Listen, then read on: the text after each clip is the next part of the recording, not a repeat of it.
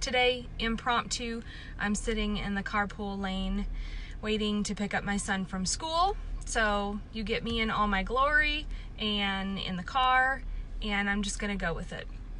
So I had a one-on-one CPR class this morning, and it actually was an excellent class. So I want to share with you a conversation that I had with my student this morning, and we started talking about the 7 Habits of Highly Effective People by Stephen Covey.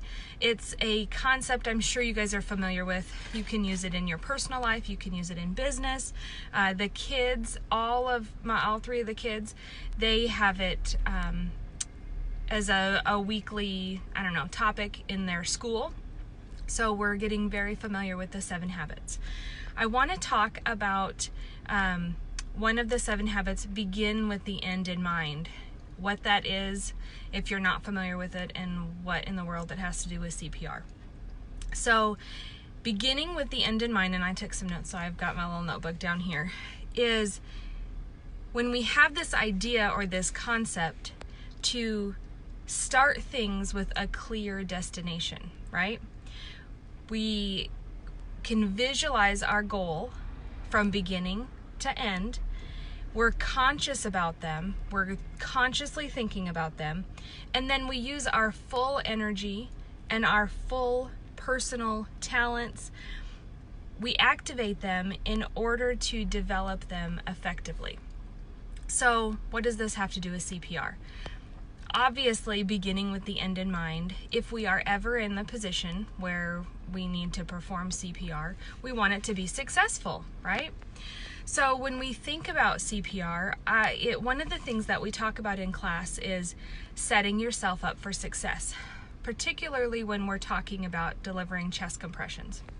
So setting your body up for success, getting good form in, remembering how to do compressions. We're doing 30 compressions at a depth of 2 to 2.5 inches deep, as hard as you can, as fast as you can, and why we're doing that.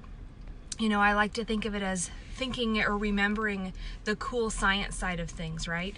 There is a very specific reason we set ourselves up for success so we can deliver good, high-quality compressions. You hear the key terms, a team dynamic CPR, good, high-quality compressions. But what does that really mean? So if we understand the cool science side of things, the effects, if we understand what we're trying to do, the science side of how we're hoping that their body is going to respond to us doing compressions, and we're consciously thinking about that with every compression that we do, begin with the end in mind, keeping that as our focus. So we talk about our 3 goals of CPR, or the 3 goals of chest compressions. We're setting ourselves up for success so that we can deliver good, high-quality compressions. 3 main benefits that we get from doing that is manually circulating that leftover oxygenated blood throughout the body, right? I talk about that as, boom, check mark number 1, getting credit for all of the hard work that you're doing as you're setting yourself up for those compressions, circulating that blood throughout the body. That's awesome. Second thing, when we're doing those effective, good, high-quality compressions, it's building up pressure in the chest walls. It's helping with the sustainability of our actions. Boom, check mark number 2.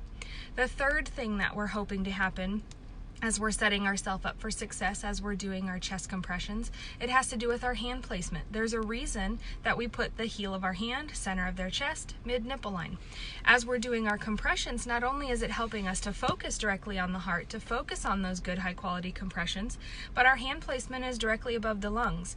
So as we're compressing down, we're forcing air in and out of their lungs as well, helping with additional oxygenation and additional supplementation.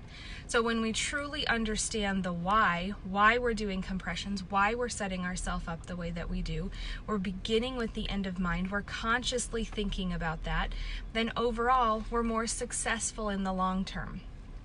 Anyway, that was my Monday mindset. Hopefully that makes sense. If not, feel free to leave me a question or leave me your feedback.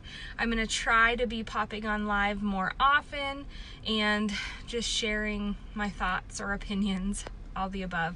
Anyway, I'll talk to you guys soon. Bye.